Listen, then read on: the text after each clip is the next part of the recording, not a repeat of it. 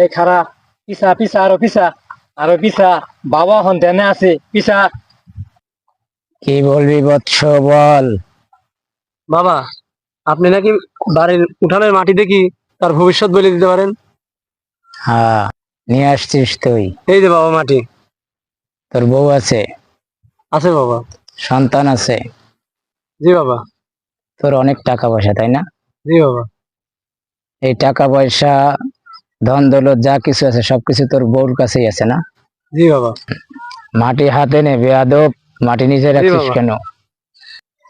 এখন এই টাকা পয়সা নিয়ে তোর বউ তোর বাড়ির পাশে একটা ছেলে আছে, ওই ছেলের সাথে সম্পর্ক করে। এই টাকা পয়সা, জমি জমি সবকিছু নিয়ে তোকে ছেড়ে তোর বউ চলে যাবে।